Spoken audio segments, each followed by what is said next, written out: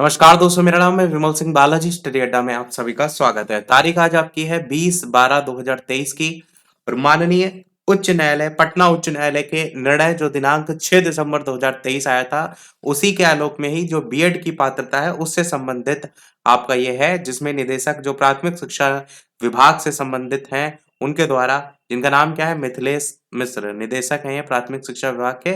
तो इन्हीं के द्वारा बिहार के सभी जिला शिक्षा पदाधिकारी को ये पत्र जो है वो लिखा गया है। अब क्या सारी बातें हैं इस पत्र की भी बात कर लेते हैं। तो सभी जिला शिक्षा पदाधिकारी बिहार के सेवा में इस तरीके से लिखा गया है। विषय क्या है? 1 से 5 में कार्यरत जो बीएड योग्यताधारी शिक्षक हैं, उनका प्रतिवेदन उपलब्ध कराने के संबंध में। यानी ऐसे आपके कैंडिडेट जो 1 to 5 में ऑलरेडी बीएड में जो है वो आपके जॉब कर रहे हैं, योग्यताधारी हैं, और यहाँ पर बिहार की बात हो रही है, इस चीज को ध्यान से समझिएगा। आगे इसमें लिखा है, उपयुक्त विषय के संदर्भ में ये कहना है कि आपका CWJC संख्या दी गई है और जो नाम है ललन कुमार यादव और अन्य बनाम बिहार सरकार और अन्य।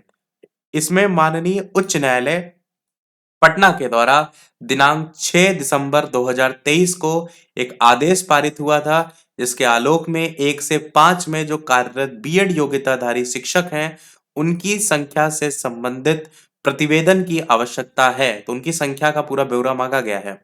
अतः निर्देशानुसार ये अनुरोध है कि कक्षा 1 से 5 में जो कार्यरत बीएड योग्यताधारी शिक्षक हैं, उनसे संबंधित प्रतिवेदन संलग्न प्रपत्र में अधो हस्ताक्षरी ईमेल आईडी पर 24 घंटा के अंतर अचूक रूप से उपलब्ध कराना सुनिश्चित जो है वो किया जाए।